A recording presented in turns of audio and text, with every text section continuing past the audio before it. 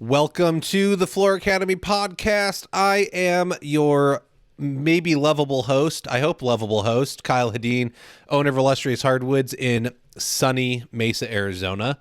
With me today, I've got Andy McWilliams. We'll have him introduce himself in just a minute. I want to thank everyone for tuning in, especially live on Facebook in the Floor Academy group. Our mission with Floor Academy is to educate the installer on the business end of the business. I want to make sure everyone knows their numbers, how to be profitable, how to put systems and processes in place, how to scale your business, how to communicate with employees, all that fun stuff that we read about, we talk about, but we rarely implement. And we're here to get you implementing that so that you can run a more successful business. So, Andy McWilliams, who are you? What do you do? Why do you do it? Well, you know my name already, obviously. Thank you, Kyle, for that.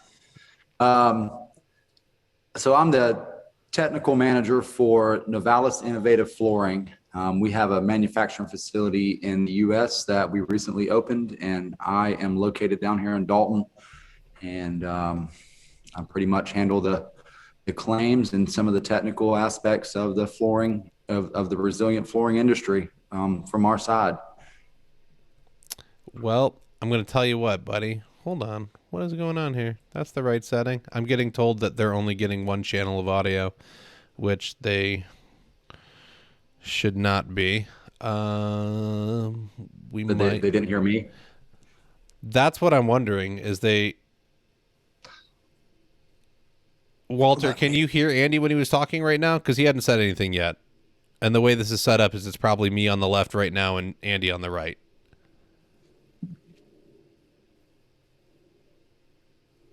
We'll see if he responds back. Anybody that's watching? There's one person watching. Can you make a comment real quick? Can you hear both? Testing. Okay. Yeah. All right. So that's just the way the equipment works. I'm not going to get into it super crazy. It's probably a little annoying, but that's the way it kind of goes. Well, we'll leave this in because that's my life, but and I'm too lazy to edit. So we're going to roll with this. So you are go ahead from the top, Andy. I apologize. That's okay. So I am the technical manager of North America for Novalis Innovative Flooring. We are a LVT and LVP manufacturer.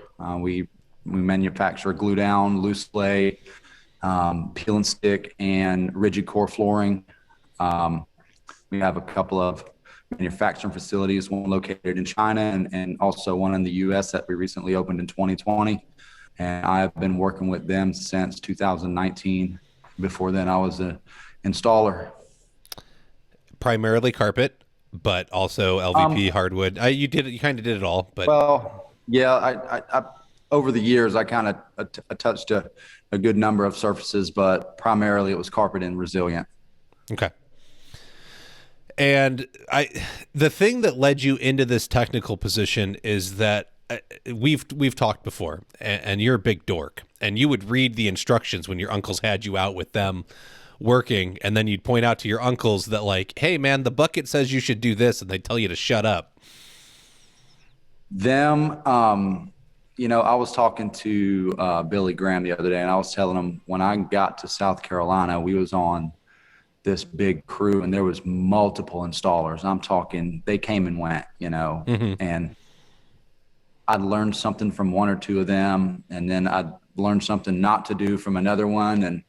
But all of them kind of had the same thing was, don't worry, we've did this before. Don't read the instructions. We've did this before. You don't need to read the instructions. And there was very few that actually would be like, hey, I'm glad to see you're reading the instructions. At least somebody does, and those guys are still good installers and are really, successful till this day. And the other guys were, just kind of great guys, but bump and run installers, I guess you can call them, wasn't really willing to learn any more than they already had. They thought they made it to the complete top of their installation career. And, you wasn't going to tell them anything. They've been doing it that long forever. The slogan. Yo, I've been doing it 20 years and Yeah. it ain't good. I don't need nothing's changing. I'm good to go. So, this conversation we're having, we have titled this the Unqualified, and that's essentially what's going on. Is there is just we are overrun with unqualified labor in our trade currently, whether it's flooring installers, tile setters, custom shower fabricators, if we want to get into like probably what they really should be called. There's you know, there's a lot of training opportunities. There's a lot of sets of instructions to read, but people aren't doing it. They're not seeking training. They're getting trained by somebody that's not qualified, can't pay them enough, doesn't know how to charge enough. They run out so that they can start making the quote unquote big bucks that their boss was making, and then they hire somebody that they can't pay enough, and then that guy has to run out and he undercuts the market, and it's been this like rinse and repeat cycle that I can tell for forever and ever. Well, not just from the undercutting the market side, but also from a teaching aspect. So the one guy the first guy was only able to teach the initial guy that ran out on his own so much before he left. Mm-hmm. So that guy leaves, and he leaves with a lot of bad habits because they wasn't fixed yet. So then he goes out, opens his own business, and then hires somebody and trains him all the bad habits that he knew, and that just keeps it just keeps rolling downhill, from one guy to another.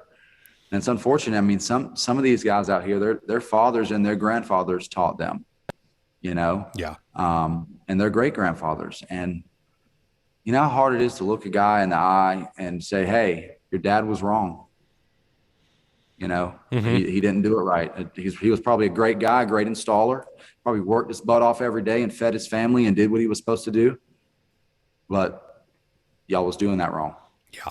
And if you would have just simply went and learned or picked up an instruction booklet once or twice, you might have changed that aspect, And some guys, that's the thing. Some people, all it takes is for you to tell them, "Hey, look, this is why you're having this failure.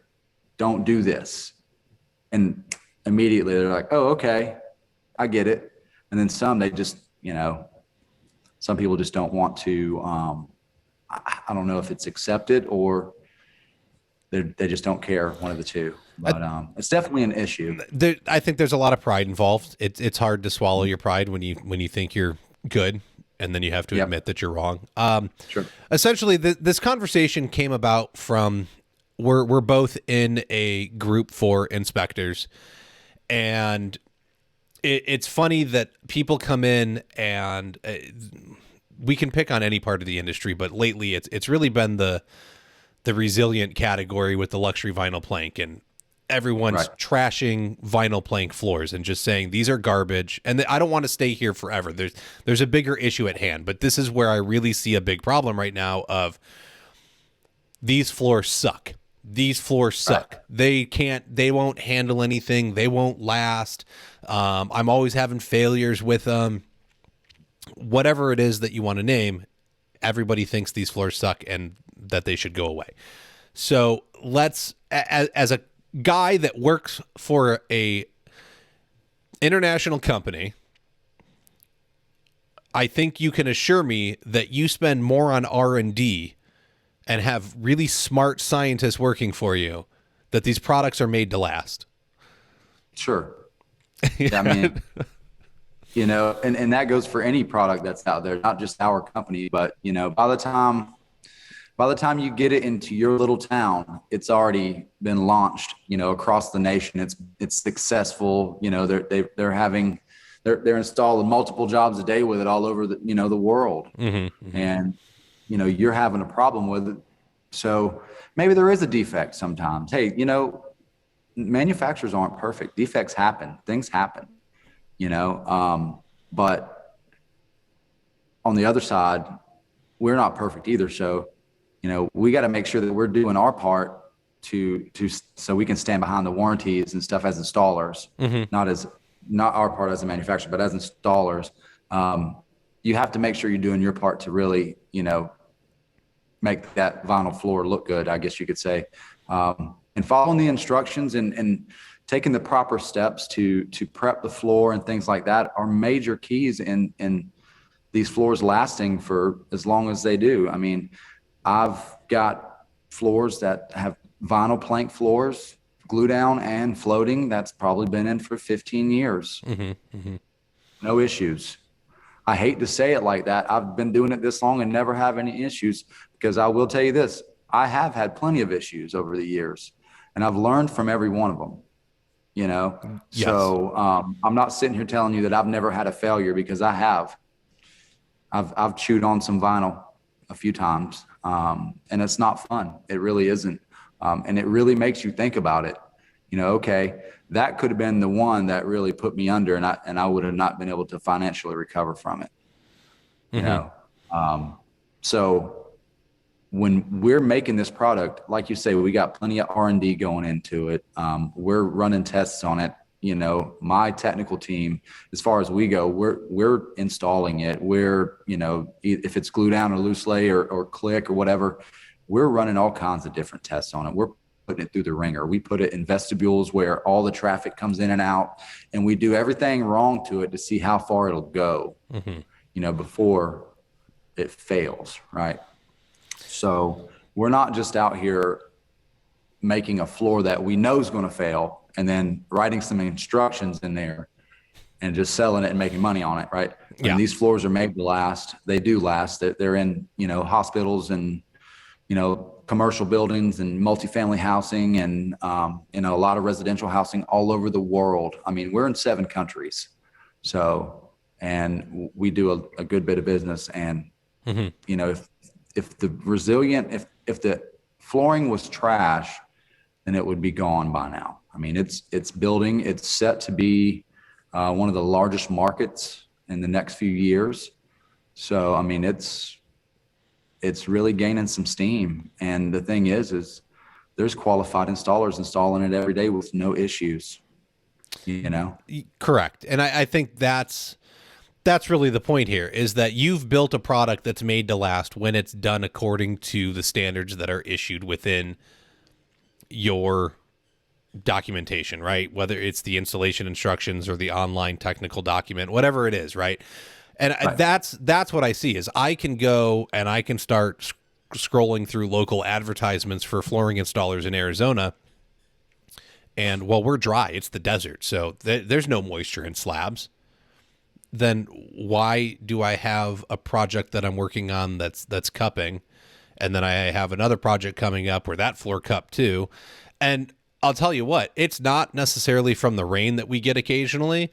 It's because the irrigation systems are installed so close to the house. There's a couple of bushes and the grading isn't done right near the edge of the slab, and all that water's pooling and from the ground into the side of the slab, absorbing into the slab and coming up. And no one's putting down 6 mil plastic vapor barriers, and they're not doing any moisture testing.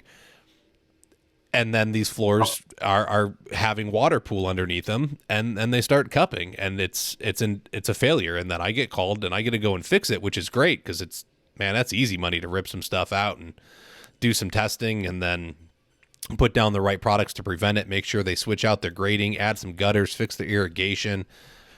I can walk you through all of it. Like, thank you for the easy project, but I'd rather that I didn't have to go do that for somebody after they already spent $10, $20, $30,000 on a floor. Right. Yeah. And that's the thing about moisture. A lot of people think, you know, well, it looks dry, or I've never had any problems with it. One of the biggest things that happens all the time is somebody has, you know, let's stretch in carpet down in their living room or their lounge, you know, and so you go in, take up the carpet pad and a tack strip, prep the floor, and put vinyl plank down. Now all of a sudden you got some moisture issues going on. Forever, they've never had any real moisture issues because that little bit of moisture that was coming out was allowed to escape through the pad and the carpet, right? So there was not really a whole lot going on there. So now you essentially encapsulate it with a waterproof flooring or a water resistant flooring, and that moisture has nowhere to go. So it's going to cause issues on the ground. Correct. You know, no, everybody's like, where did this moisture all of a sudden come from? And it was probably always there. It was, You just didn't notice it because it was so minuscule. Correct. And it's not just going to be you can put LVP down and this problem will happen. You can put down one of those fancy pads that's, dog protected and has the plastic on the bottom or the top layer. I don't know which way padding goes or how right? Engineered wood. Put down some wood and some adhesive and it starts blocking the moisture from releasing. And now you got I don't care what you put down. If you put it down with something that's going to trap vapor, you're going to end up with a problem. Well, yeah, and there's going to be a guy there, installing engineered wood, posting on Facebook saying vinyl plank is trash. Like engineered is. It very well could be. I'm just kidding. No, but we could talk about moisture and causes of moisture and things like that.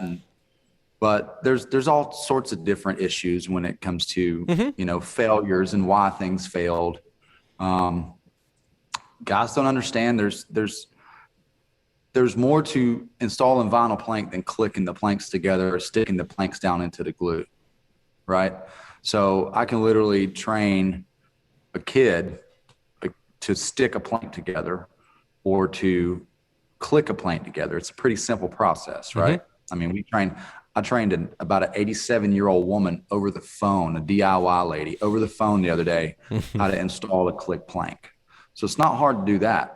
Where the real issue lies is the preparation, right? So if you're not well versed in prepping the floor, then you're going to have issues down the road. When you don't know how to go in and actually start to finish a job, you're going to have issues in that job because you're going to make mistakes. You're going to miss something, or you're going to not prepare something properly or rush it because, you're inexperienced and you didn't bid the job properly for the amount of days. And so you're rushing to get to another job and you're missing this. And there's all sorts of things that come into failures. But one of the main things is not being someone that knows how to prep a floor properly. Not just make it flat. I'm talking completely prep a floor for installation. How clean does it have to be? As far as flat, how flat does it need to be? Where does it need to be the flattest at? Does it need to be perfectly flat? No, but it needs to be within the manufacturer tolerance, right? So most manufacturer tolerances fall within the industry standard tolerances. So if you're unsure about a tolerance, and you can't find it in the instructions or you don't have the instructions, you can go and, look up some ASTM standards like the F710 has the flatness tolerance in it. You can go look up some of those documents to see if, you can find it. But truthfully, where it's at is getting educated. Going and getting the experience, working with, seasoned installers for long enough to learn how to do those things. Again, not knocking anybody that installs vinyl plank and vinyl plank only, but installing the plank is the easy part. Once you get to that, it flies. Being able to get to that part successfully and have that plank installation go successfully the entire time is what makes you the professional. That's what separates you as a professional from the DIYer or the handyman. And the only way you're going to separate yourself from that is to go get educated on that. And yeah. Go ahead. Well, I was going to say, so there's a lot, right? Like the education starts with, you don't even have to go anywhere. Once again, like open up the box, pull out the instructions, grab the bucket of adhesive, look on the back label, read the instructions. I know this sounds dumb and we're all men and we don't need no instructions. And I'm going to open up the thing from IKEA and I'm going to get out the Allen wrench and I'm going to put it together without it. I don't need that. Okay, but then you end up with 3 extra bolts and an extra piece and it falls apart because you didn't read the instructions. Yep. The floor is the same thing. Okay, you want to be qualified labor. You want to be able to impress the clients that you're working with when you go somewhere and they're asking you questions. Look, you don't have to be Mr. Technical. You don't need to be able to spit off like the ANSI standards and the ASTMs and all of those things word for word, but you need to be able to at least explain it in layman's terms to the person of why you need to get their floor flat, or why you need to check for moisture, or how moisture can show up even though the floor is dry right now. Why the product can't be installed over tile in its current state. Like, you have to be able to have the knowledge to do this. That's what makes you qualified. Not because you can click the plank together. Like you said, right? You can teach it. My 10-year-old son can do it. Well, 12. I could probably get my 10-year-old daughter with Down syndrome, who's more like a 4 or 5-year-old, to put together the plank. It's not hard. It's simple. Not hard at all. No. So that's the easy part. Like you said, it's the getting to the installation everyone thinks is easy. And that's the part that really we should be spending far more time on. And I think that's where the qualified labor part comes in. So Sure. With that being said, I mean, there's how many different options for training besides your own like local installer base or the person you work for or trained under. You have certified flooring installers, National Association of Certified Floor Covering Technicians, what is NAFCT? Yes. NAFCT. Yeah. National Association of Certified Flooring Technicians. There we go. Yes. And then we've got the Ceramic Tile Education Foundation. You've got the National Tile Contractors Association. You've got the Floor Covering Education Foundation now. There's places to go get training, folks. There is no excuse for you not to know what to do. And I'll tell you what, the investment you'll get by going to any training, whether it's put on by a local rep at your local supply house or the local like distributor or whatever it is, up to you're paying money to go get a certification or a training like out of town, the people you will meet that attend these events are the people you want to know. They're like-minded individuals. They are dorking out about this stuff as hard as you are. They want to do better. They want to do it right. You want to go be able to build a good team. You want to be able to have somebody to call on when you need help that you know you can trust. Those are the people. What are you going to do? You want to go down to Home Depot and yell out, "I need two"? What are you going to get with that? That's not going to do anything for you. That's where that's not where all of the unqualified labor is, but there's a lot of unqualified labor that could be found that way. And trying to change that system. I think it's everywhere. Yeah. Correct. There's people that are charging top dollar and doing it wrong. They just get lucky over and over and over again. Yeah. So from your perspective, they're getting lucky. Mm-hmm. Yeah. They're getting lucky from many different things. I've went in houses to take out floors and install new ones, and the floor's only been down a couple of years, but they sold the house and somebody else bought it. Right. So the new homeowners contracted me to come in, and you look at the floors and they just want to change it because of the color. Mm-hmm. And you look at the floors and you think in your head, holy moly, like you would have been changing it anyways in another, 6 months probably, because it's starting to fail, and you go ahead and replace it. But there's things like that where guys have probably installed, installers have installed something and they went on about their career and they never got a call back because the customer didn't want to call them back. Yes. I love that one. That's one of my favorite is I never get callbacks. Well, do you never get callbacks? Every single time is it because you didn't get callbacks or they didn't want to call you back? Mm-hmm, mm-hmm. Which one is it? And, again, I've been on that side too. I had a lady one time that she didn't even want me back in her house. I'd messed up so bad and it was nothing. We cut a transition a little short on a doorway and she just didn't like us. So she didn't want us back in her house. And it was just, okay, fine. You can get somebody else to come put it down, Mm-hmm, mm-hmm. But, you never know. People might not like you when you go into your house. You might, they might smile at you in your face, but as soon as you leave, they, oh, I don't want him back in my house. And you never know why. You could bring off a weird vibe to the customers. People are weird. When you go into people's houses in the residential field, oh my goodness, it's crazy. You meet all kinds of just people from one spectrum to the other. I mean, yeah, I've been, in neighborhoods where people said, hey, get out of here before dark.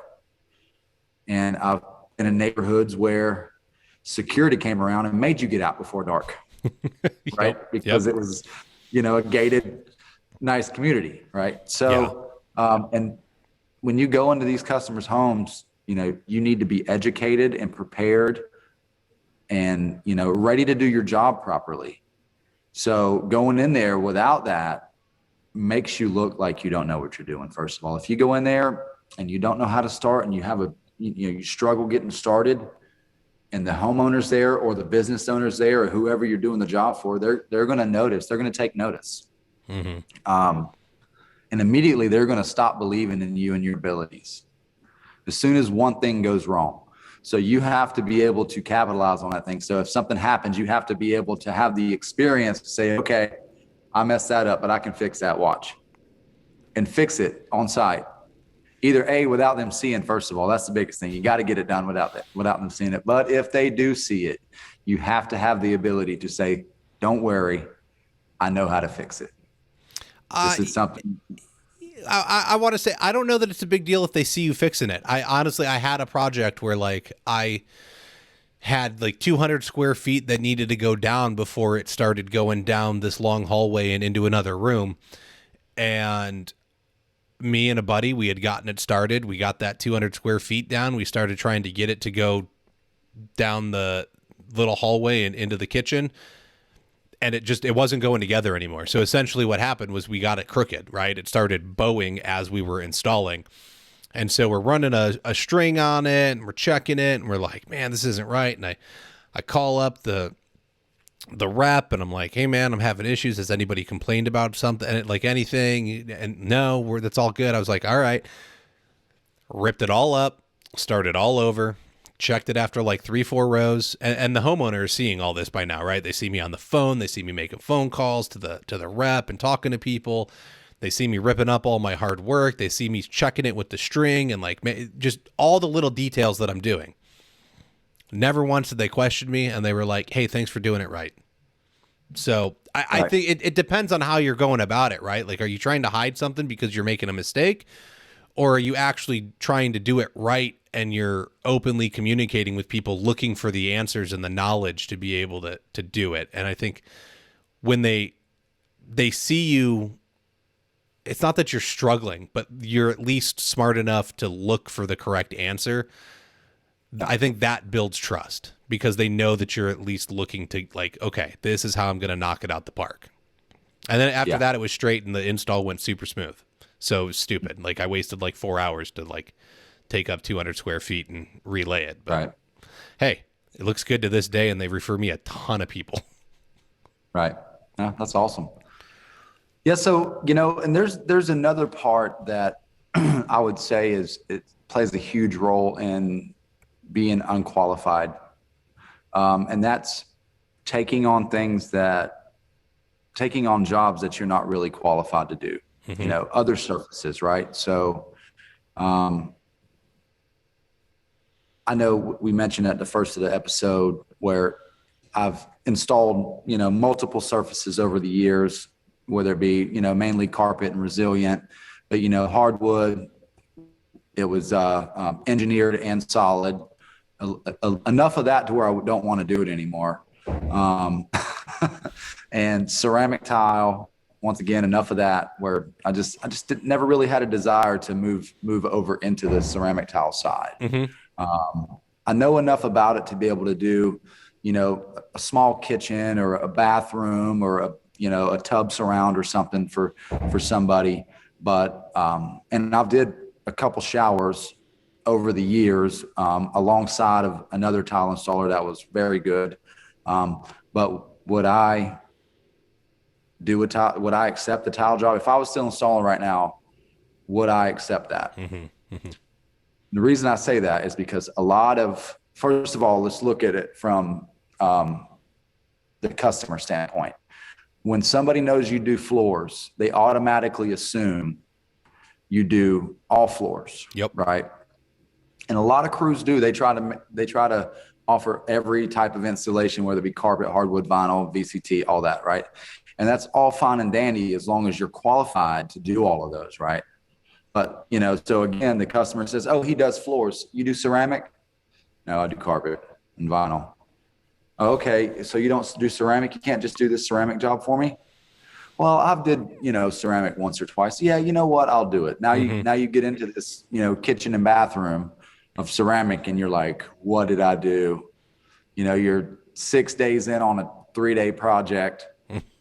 You've, broken 5 or 6 door jamb cuts because you didn't center because you've never used grout lines in math before and you didn't center your tile right. So you have like this sliver of a door jamb cut and you don't know how to use the tile saw properly because you've not did a lot of it, but you're a flooring installer, right? So you can do floors, right?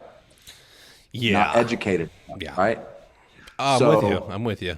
I'm not saying don't go out there and learn new things, but what I am saying is if you are going to make the step to go to another surface that you don't really have a lot of experience with, as a flooring installer, you're going to pick it up fast because you already know kind of like the basics of flooring installation, right? There's basics that go together with every surface, right? But correct.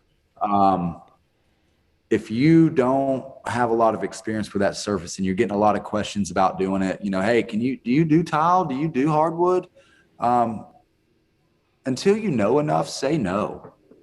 I mean, turn it down because it could end up costing you a lot more than that job's worth in the end if you're not qualified to do it. And that goes for big commercial too. Can I do heat weld?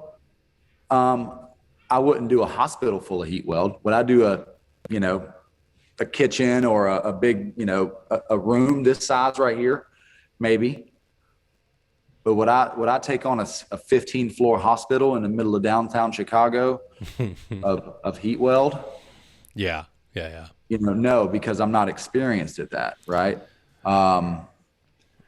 Would I, as a carpet installer, same thing. If you're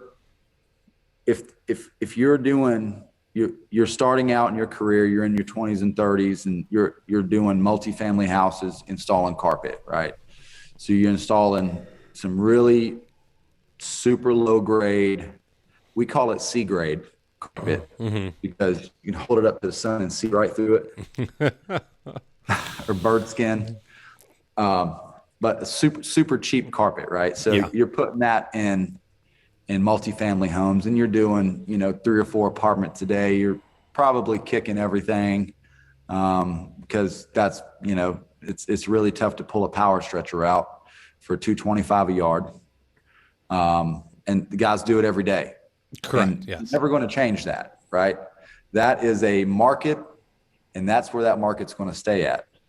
But I mean, look, I agree and I disagree. Correct. That's a different conversation, but can it change? Sure. But it's going to be a really long, hard fought battle to make that happen. But it's not about us is the problem with that.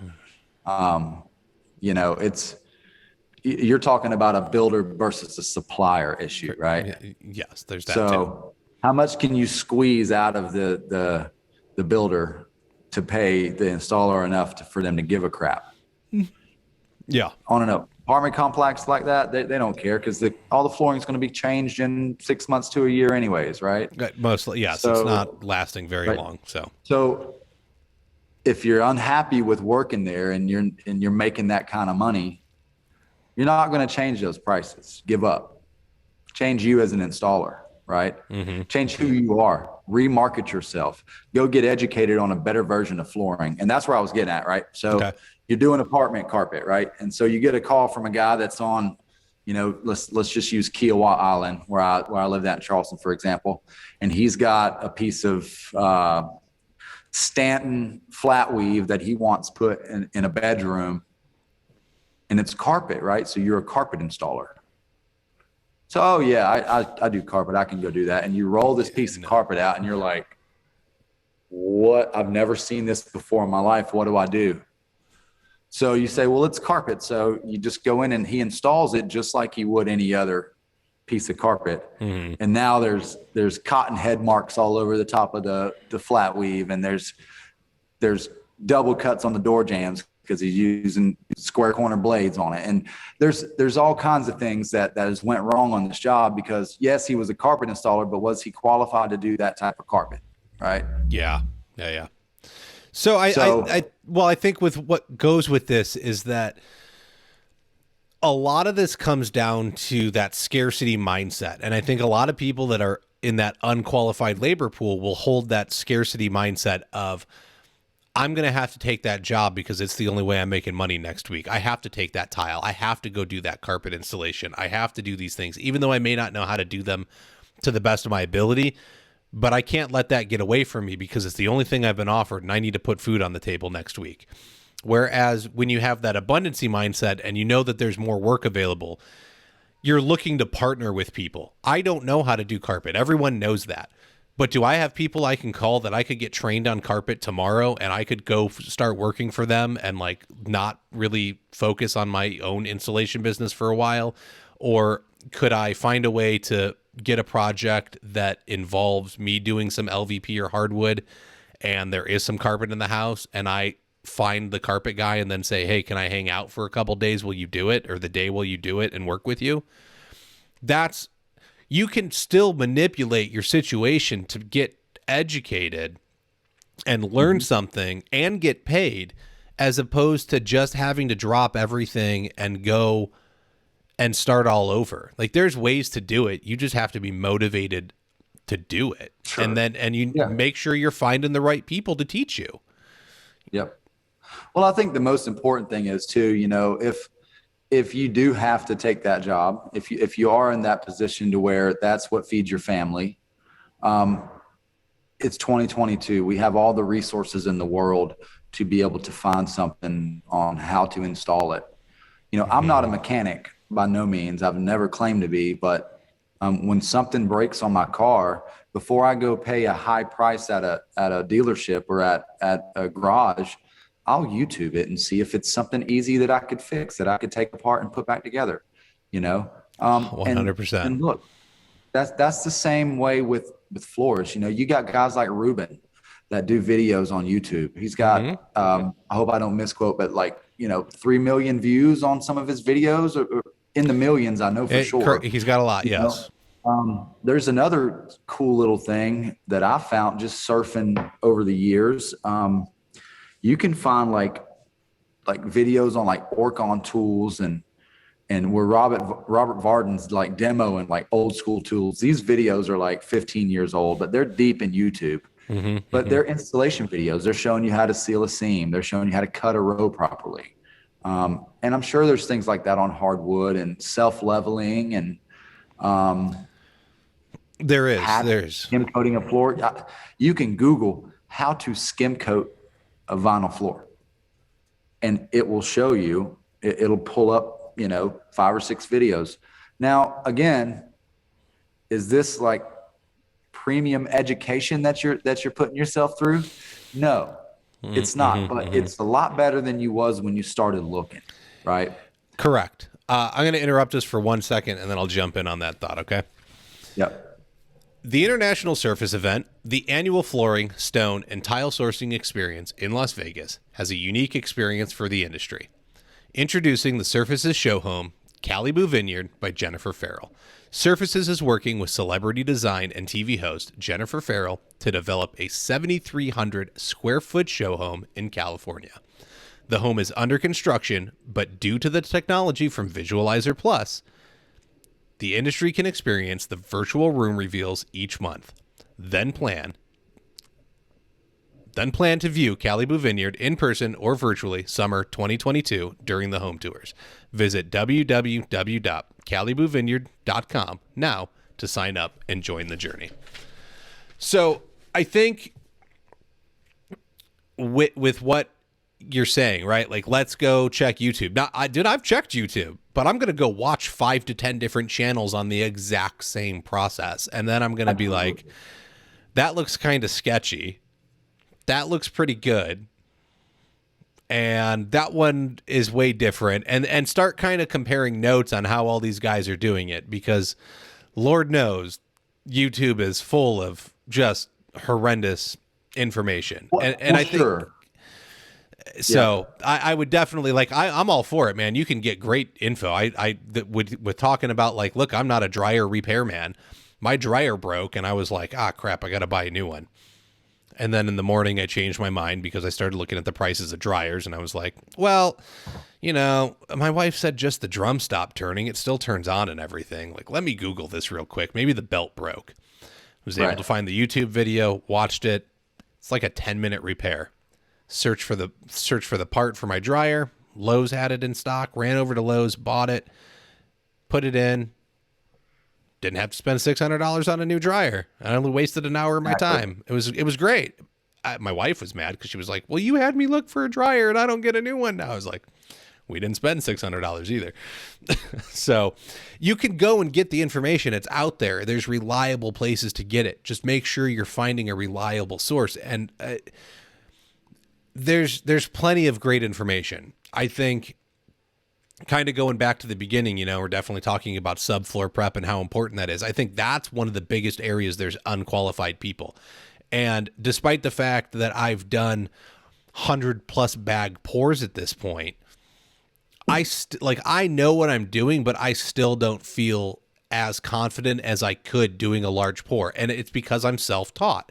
I've had my reps out. I've had them show me. I know how to go around and story stick a floor with a laser level now, and then I'm pinning it out. And, I get that I can lose an eighth every 10 feet and still be within flatness tolerances from, where I started. Like, there's ways to manipulate the stuff and start playing with it as you understand the information. But really putting it into practice, I think, is what's difficult. And you just don't get enough practice to do a lot of this stuff often enough.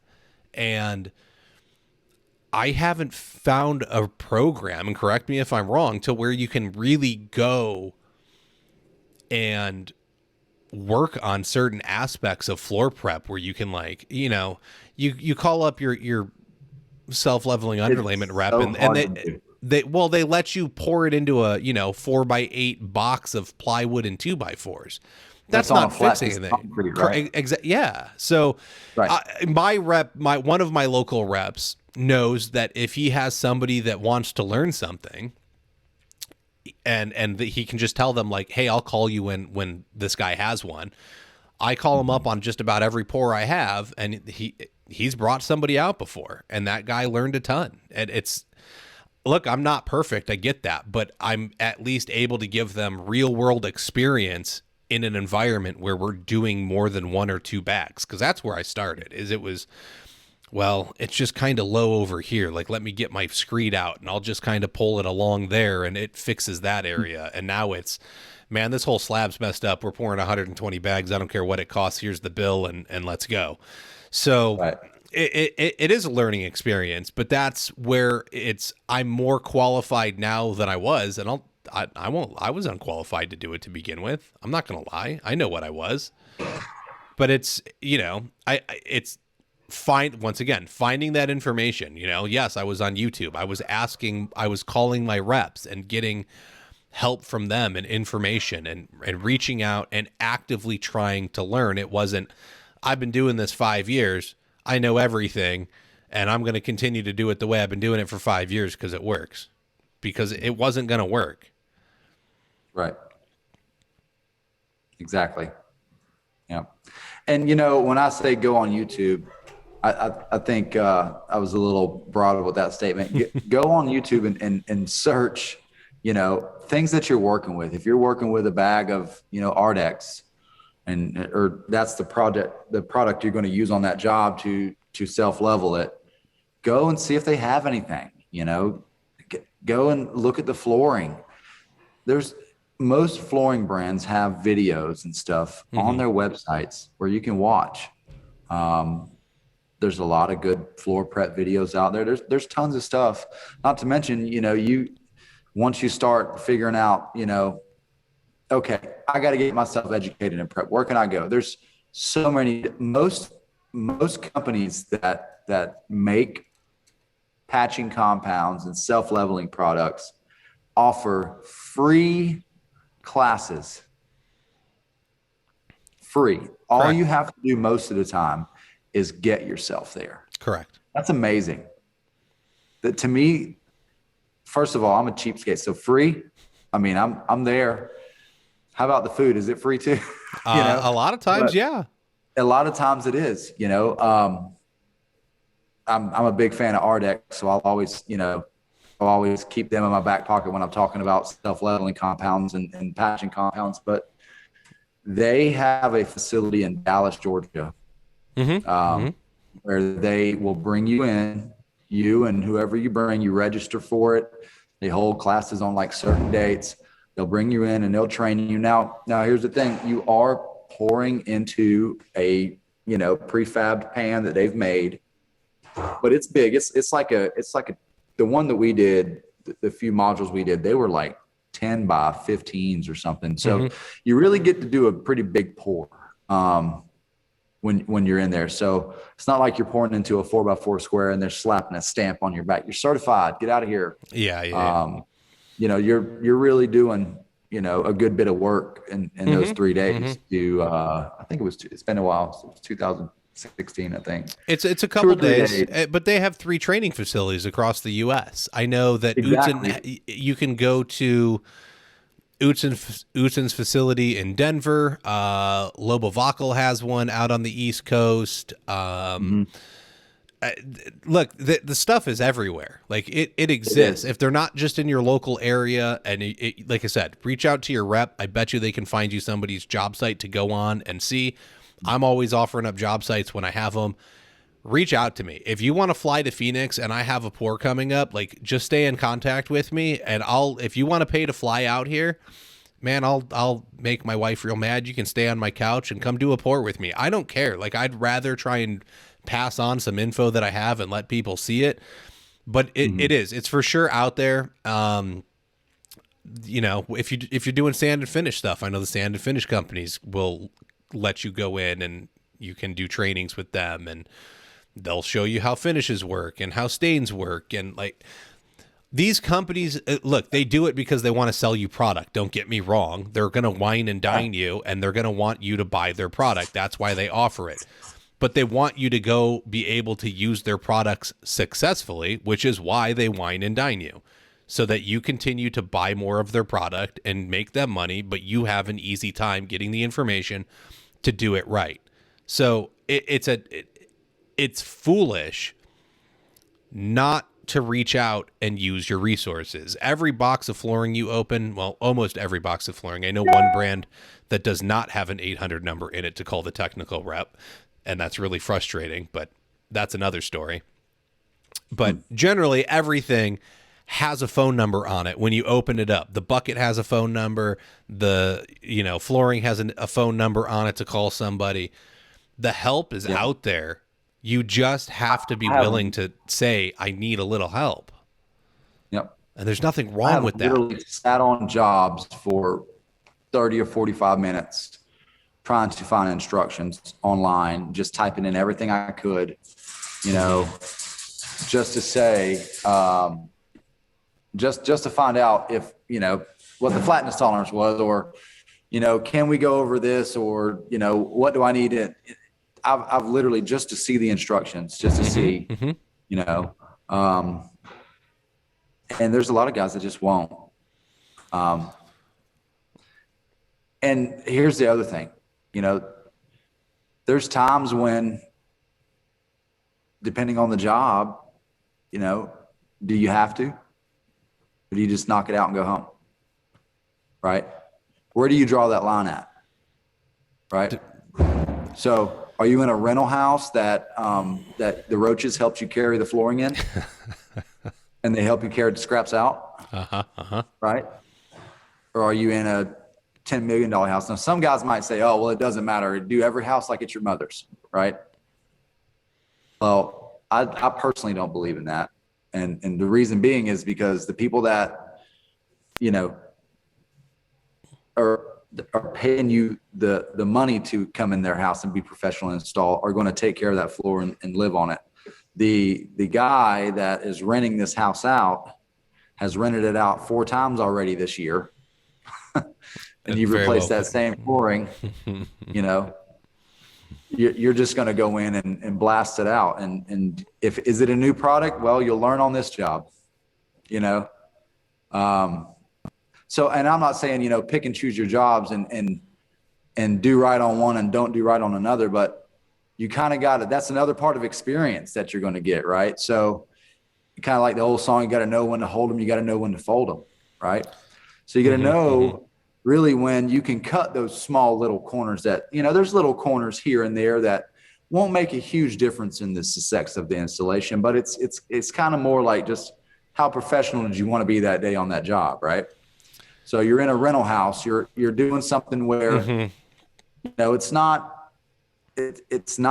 Taj Mahal. It's not anything crazy. It's the guys, the guy you're doing it for is getting you to do it for bottom dollar anyways. You might do something that you wouldn't do on a regular job every day, right? Am I saying carry that? Are you going to catch that bad habit? Depends on who you are. I think it's important that you know where you're installing at and what to bring to the table when you're in that job. Okay. That's a slippery slope. I would address that by saying, try and build the business to where you can offer the level of service you want to be able to offer every day. We should not be having to compromise on our projects, in my opinion. I'm not sitting here trying to go to a rich neighborhood and offer one price and a poorer neighborhood and offer another price. I'm not trying to work for a guy that wants to flip houses and be like, well, I can cut some corners and do it for this price. And then I go down to Mrs. Jones' house that wants me to really take my time and do it right. And I offer her a different price. This is me personally. Once again, look, I know that there's going to be guys like how you want to operate, Andy, and there's not necessarily anything wrong with it. I personally, I want to be able to set a price and be able to offer the same service every time. And I don't care if the roaches are helping me carry in the flooring or not. That guy is going to pay me top dollar to install his floor, whether his tenants or him treat it right or not. Like, I'm charging him top dollar and I'm going to put the care into it. Now, that guy's probably not my client, and he can find the person that wants to offer him the level of service that he wants, but I'm not that guy. And I think that's this. Okay. So this may be like, maybe you're part of a problem of the qualified labor problem, because you're willing to switch the qualifications based upon client. Whereas if we all could come up and just say that this is the industry standard and this is the way it needs to be done, and this is the only way it can be done, then now everyone has to be on the same page. Well, yes, but I mean, the thing is I'm not telling you we switch prices. I never said that. I know. So what I'm telling you is you got your standard price that you go by, like what you say, you charge this amount, whether or not the roaches are carrying it or not. But these guys are not you. These guys are not me. These guys are not other guys that have grown their business. Some of these guys are just starting out. So you're going to have to bounce around with your prices. Not that you're giving out different prices, but there's going to be guys that haggle you. And like earlier, do you need to feed your family? Right? Correct. There was definitely a learning curve in the beginning. You're right. Do you need to feed your family? So are you going to take this job for a little less over here? Is it something that I would recommend doing all the time when you're building your business? No, but sometimes you're going to make sacrifices and take that job if you really need it. If there's nothing else on the table, that everything's coming up, you have to take a job. And this guy's not, he's a slumlord or whatever you want to call him, whoever he is, that's jewing you down. Now, are you going to go in and do less quality work? No. But what I'm saying is like the guys that kick in apartments, it's the same thing. If you're in a rental house, what's the difference in a rental house and an apartment? A cheap, I'm talking very low. Yes, I know. And I talk about it all the time. If I needed to swap my business model because the economy crashes tomorrow, I have a bunch of realtors I can call and get in with their investors, right? And I can swap some pricing around. I can swap quality around. Currently, I take a 7-inch grinder to every concrete slab I touch.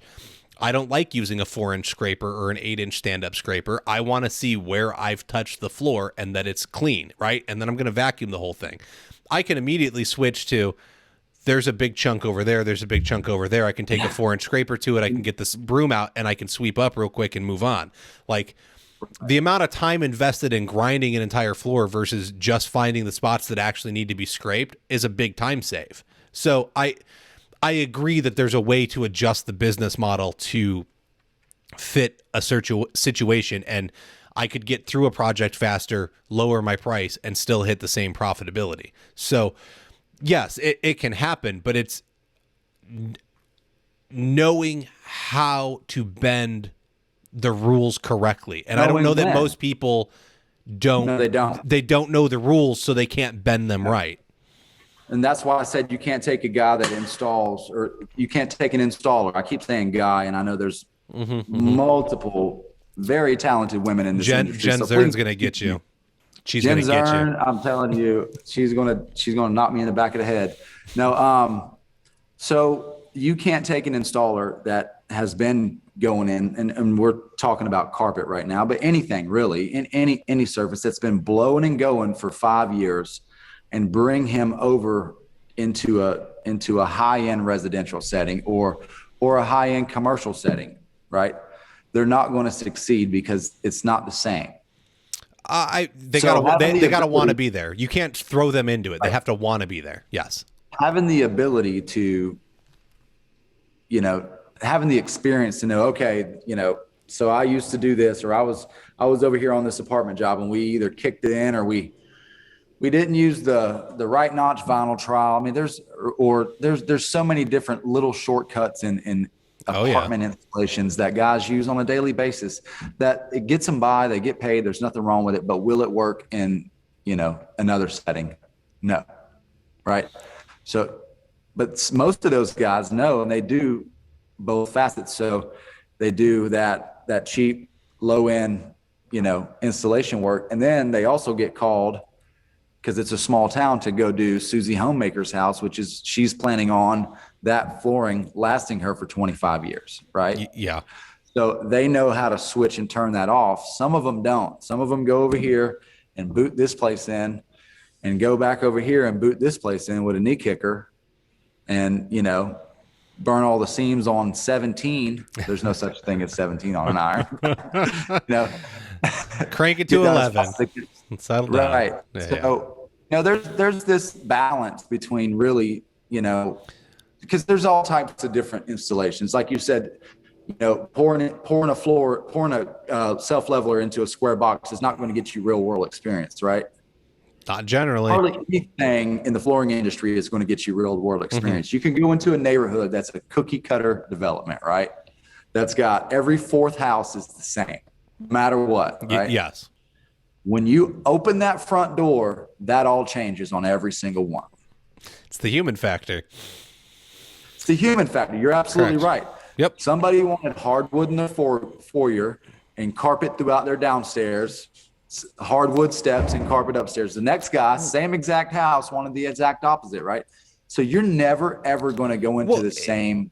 It's not even that. The framer screwed up the stud plate by a degree on it, and that wall is slightly crooked, and then the next house is a degree off the other direction, and then there's little nuances everywhere. So even just, you could be given for the exact same model, and it's still not going to be the same install 4 times in a row. Yeah, no job is the same ever, and that's not just carpet. That's everything. Every surface that you put down, you always have to troubleshoot it and come up with solutions for small little things. Additions, grandpa, before he died, built an addition on the back of the house and built it 1 inch higher than the rest of the house. Or he built it level, but it sunk because he didn't reinforce the slab correctly.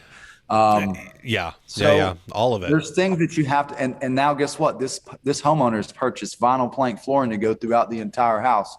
And did you see that drop when you was measuring for it?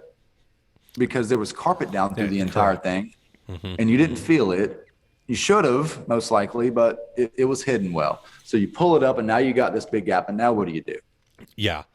Got to feather out, and you go over it. And if you're not qualified enough to feather it out properly and level it, because most of the time, once you're in that deep, you're not going to say, oh, well, we need 120 bags of self-leveler. You're not going to say that. You're going to say, okay. I mean, you could. Hey, you could, right? You should be. Just tell them what it costs. This is what makes you qualified. The fact that but what I'm telling you is and I'm telling you this from experience because I've dealt with it, and I dealt with it on a different level because I had sales reps that were selling jobs, right? So I worked for a store for a long time. I had sales reps that were selling jobs that would sell the job, sell the customer this dream, and then we get there with the flooring and a bag of floor prep, a bag of feather finish, and you pull it up and it needs about 700 bags of feather finish.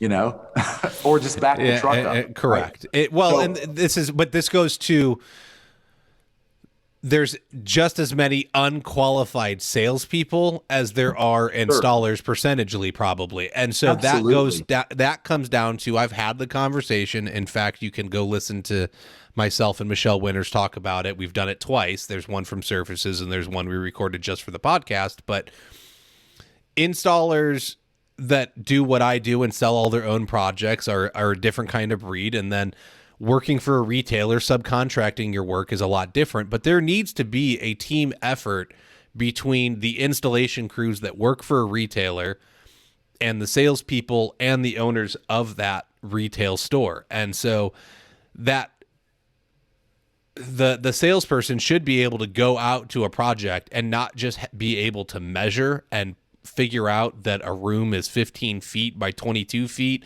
And so they need, X amount of carpet off of a roll plus another X amount because they have the extra 3 foot and it's only a 12-foot good. Or they can run it the other way and they need X amount that way, whatever it's going to be, and do the layout. You have to be looking at more. Do you need to undercut the brick fireplace? Do you need to use a weird transition here? Is the tile upstairs in a bathroom on backer board and you're putting in vinyl plank, and so maybe you should put in an underlayment to be able to make things flush instead of having it sit 3/4 of an inch higher. Salespeople, right, I don't think are looking at this stuff. I look at it because I'm the installer. I know lots of other people do too, and that's where and so to go back to the point is, you should go to them and tell them that they need 120 bags of level.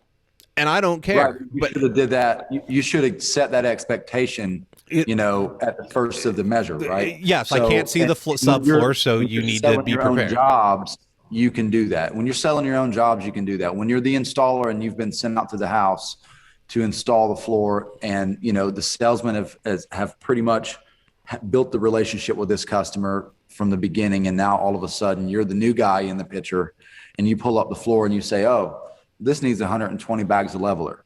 Now, you can give them your educated opinion on it, and most of the time they're going to respect that opinion, right? Correct. But at this point, they're already, who knows how much they're in. Yes. It's going to be a very sore subject. And 85% of the time on that side of the coin, you're going to be asked to do things to get by. But and that's where that's where you have to draw the line, or B, you either have to draw the line and say no, I'm not. I'm either going to do it like this, or it's not getting done. Yep. Or you have to be experienced enough to say, okay, well, I can do this with this, but it's going to take me longer. It's not going to look as good. It's not going to be, as nice as it would be if we leveled this entire floor. Still talking about the 1 inch gap. But there's going to be things in it that's different. So at this point, you have to make the decision. Here's the price for self-leveling the whole floor. Here's the price for grinding down that edge and feathering it out, which would work if all you got to do is feather it out to the point to where you get it within flatness tolerance. Correct. Now, you might have to feather it out and build it out 10 feet into the room, however you would do it to get it to that point. But if you can and it works, now you have a happy customer. You see, you know what you're doing, you're experienced. Yes. And you'll continue to grow from that, but you have to be the guy that says, okay, hold on, we can't do this. This is, we got to change this. Yeah, and that's, I think there are guys that will walk away. I've walked away from one recently. They didn't want to pay $17,000 for 210 bags of level, and I said, well, I can't install that, and goodbye. And I was fine with that. And I think a lot of times in the subcontracting situations, you get caught up in, well, I'm going to make them mad. I'm not going to be able to get any more work. I have to compromise. Yep. They may be qualified as an installer, but they feel obligated to appease the powers that be, and that's a bad situation to be in. Whereas if we were to take a stand and start saying no, and all of the installers in the shop would take that same stand, that's the problem, is that if you say no, the next guy's going to take it so he can get paid.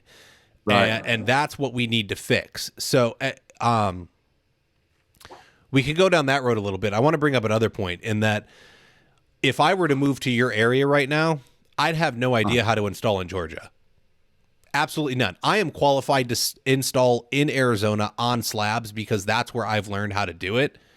And I think there's a lot of guys moving around the country, and because it worked for them in Georgia and they come to Arizona, well, that way doesn't work anymore. You got to learn Arizona's way. And I'd have to go to Georgia and learn how to do it in Georgia. Or I'd have to go to Wisconsin and do it the Wisconsin way. Like, there are regional differences of things you need to be aware of that you may not be aware of because your region didn't experience those problems. That goes for problems and, types of flooring.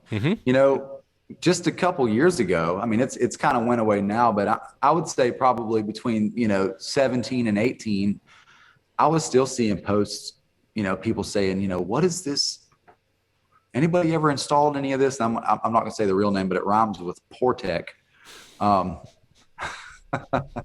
Anybody ever seen this stuff? I've never seen it before, and by this time, me and I'm sure tons of people on Facebook and all that have installed thousands of square feet of it. But some of these guys and gals have just now seen it come into their area, right? Yeah. So they're just now getting to know what this vinyl plank product is all about. And they're probably starting to see some of the issues that we was seeing at that point in time from the installations, right? So, correct. Somebody will post on there, hey, can I lay this over hardwood? That is, you want to get 1 million comments on a post, just ask the question, can I put vinyl plank over hardwood? And you're going to have so many opinions, and there's going to be I've been doing it forever and never had any problems, guys, and there's going to be the absolutely not, I almost lost my whole business because of it. And what's funny is they're both right. And it just depends on where they're at and how it happened. That's the thing, not to go down that road, but laying over hardwood with a vinyl plank is a very slippery slope. Sometimes I tell people, if you're going to do that, just take the money that you would get paid or that job would cost you and go put it on the roulette table. Well, I get asked I get questions at least once a week. Somebody's calling me and saying, can you install my LVP over my tile? Can I? Sure. Should I? Debatable. Depends on your situation. It depends on, what you're going to do in the future. It depends on the tile. It depends on who installed the tile and how well it's installed. There's a million questions to answer. Is it possible? Yes, in theory. Should I? That's another question. Can you install luxury vinyl plank over some hardwood floors? Yes. Let me tell you what our instructions say. Our instructions say if the installer elects to install over the existing floor covering, he or she is responsible for the suitability and the performance of the product for the duration of the installation that's on top of it. That's very nice legalese that you have written up there. No, it's the truth. I know. But I'm just saying, a lawyer wrote that. That's what I'm saying. It's funny. It's written to be. As a matter of fact, I know who wrote it. Okay. From our side, and it wasn't a lawyer, but it's not really to shiest anybody. It's the truth. I agree. If I elect to install over that ceramic floor that you're talking about, okay, and it looks fine today, but in a year or 6 months, it cracks, it starts going through some things and the floor starts popping and that causes my floor that I installed on top of it to fail. Why ain't I responsible? What's the best practice for installing a new floor? It's take it back down. Correct. To nothing. Correct. Right? So you can start with a fresh slate. My biggest thing is, how do you moisture test a floor that has concrete on it? Or not concrete, tile all over it. How do you sorry. I was going to say, you lost me there. I know. How do you moisture test that slab? Stick your finger down there and see if it's wet. That'll work. Yeah, But then you're going to put LVP on it. So those grout joints are allowing all of the vapor to currently escape right now. Sure, maybe there's no efflorescence. You know, maybe there's no salt in the grout joints or anything like that, but maybe it wasn't a lot of vapor. But the minute you cover it up, that vapor starts combining over time, and now you might have an issue. Right. So it's... Look, there's a lot of things to consider, but you need to have the information to be able to make the right decisions, to educate the homeowner that's going to pay you, or the commercial general contractor, the architect. I don't care who it is that's paying you. You better be able to inform them enough to say, this is a good or bad idea, and here's why. And if they want to go with the bad idea, I highly suggest you walk away. If they don't want to do what you say is a good idea, none of it's worth it. And so you better start learning what's a good idea. And it goes back to getting education, and the education is out there, whether it's on this podcast, whether it's through your local reps, the industry organizations, calling up the reps on the phone if you can't get a hold of your local one. Hey, Look, Kyle. Yep. I got somebody knocking on this back door right here. Let me grab them real fast. Okay. 2 seconds. So weird. I'm so sorry. No, you're good, man. We got some comments here on Facebook. So Danny says that Danny Sherman, great guy.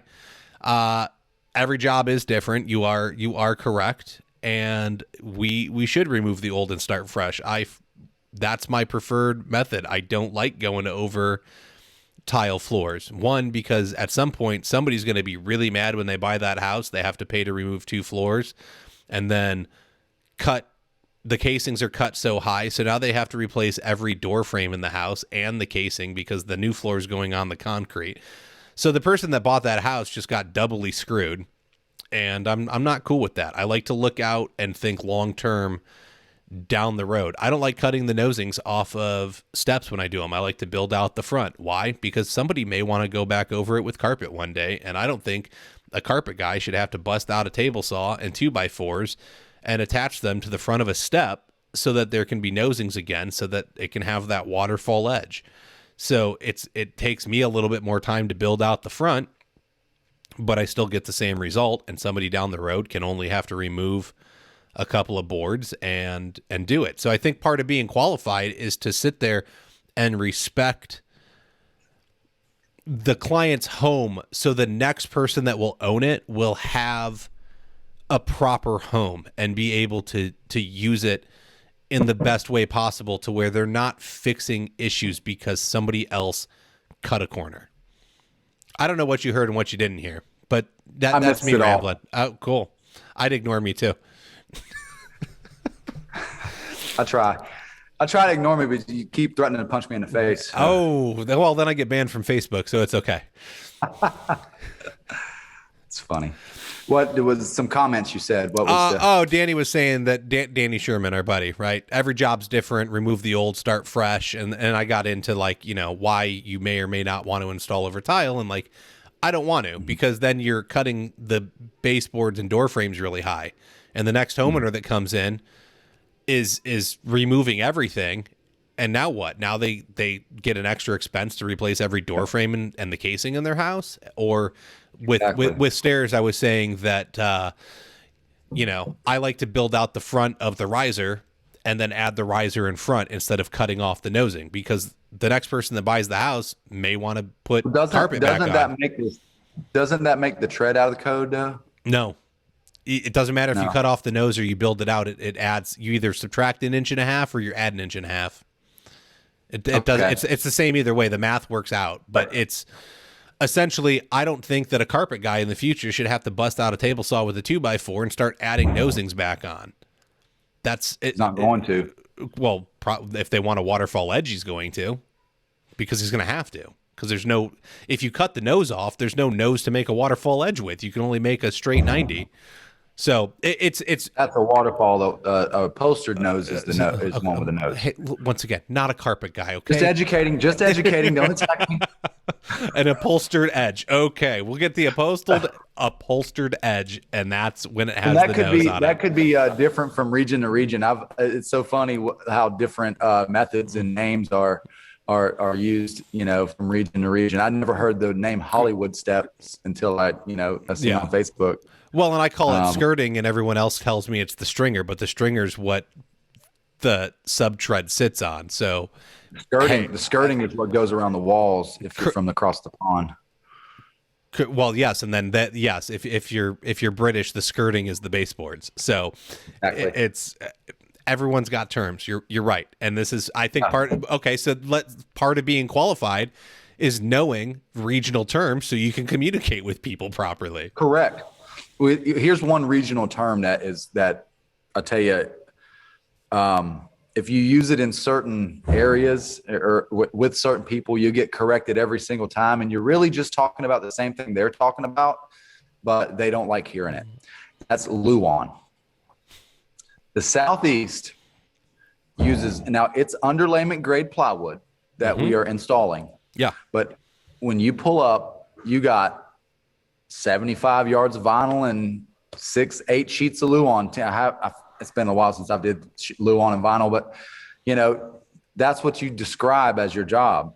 And when you tell somebody from another region that thinks luan is cabinet grade, not recommended for, sorry, I shook my table, not recommended for, underlayment. They're like, oh, what are you using luan for? It's like, no, it's just the name we use down here in the South for it. It's underlayment grade plywood.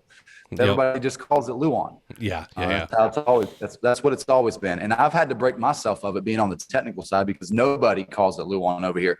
If you say the word luan, you better mean luan. What are you using? Yeah. It's even in our instructions. It's not an acceptable substrate, right? Because it's not. It's luan actually isn't. You need an actual quarter-inch underlayment. Right. Yeah. Right. So that's one term that's used. And I say the Southeast just because that's kind of where I was, and that's everybody I know around that area uses that term. But yeah, that's one big one that I've always thought was funny. Yeah, no, I'm with you. It's, you guys are going to call it one thing, I'm going to call it another, and it has.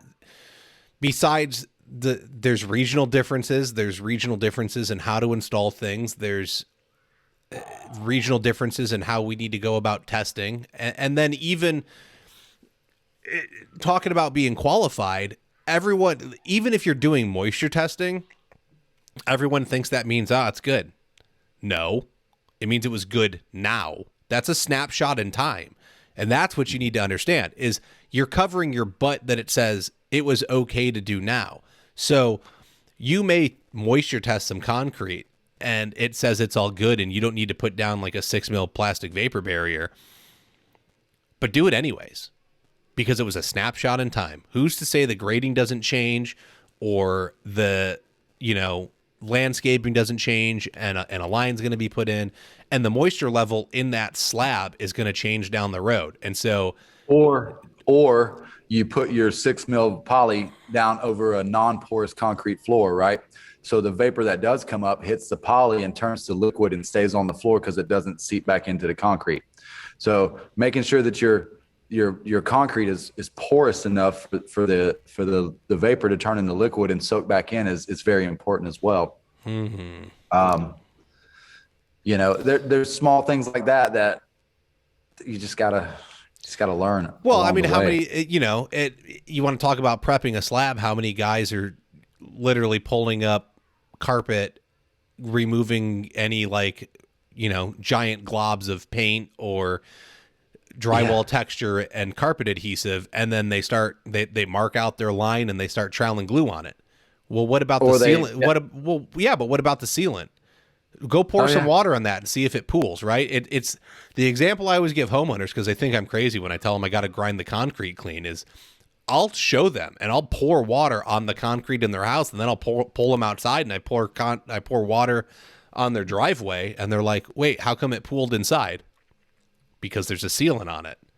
I can't have that. I have to be able to like put the adhesive down on a good surface that it can bind to. If I'm having it bind to the to the sealant, they can pull the sealant off and I'm not stuck to anything. I want to be stuck to the concrete. And it's little things like that that are going to make all the difference in the world in you having a successful installation. And honestly, if you read the glue bucket, it says to pour some water on the concrete and see if it beads up. It's right there. All you had to do was read the instructions. That's to determine what size trowel you need, because it has some adhesive buckets have trowel sizes for porous and non-porous, and and again, it's just right there. There's a RTFM. Not to be too explicit on here, but you'll figure it out. Read the freaking manual. Just pick up the instructions and read it. Earlier you mentioned, most of us we're guys, we don't like to pick up instructions. We buy something from IKEA, and if we miss a couple bolts, what's the big deal, right? And it falls apart later down the road. It's $50, right? Yeah. Or 250 IKEA, but you know what I mean, right? Correct. Yeah. Yes. You don't read the instructions on this project and it falls apart later down the road. This might be $250,000. It might be $10,000. It might be the demise of your company because of it. All because you didn't just stop and read the instructions. Read the warranty too. The warranty explains sometimes more than the instruction document does. It's got a lot of the disclaimers in there. A lot of the products, it tells you, your unsuitable surfaces, your substrates, your suitable substrates, your rolling traffic loads. One thing you might not know, or you may know if you've read any instructions about floating floors, is they don't do well with motorized wheelchairs.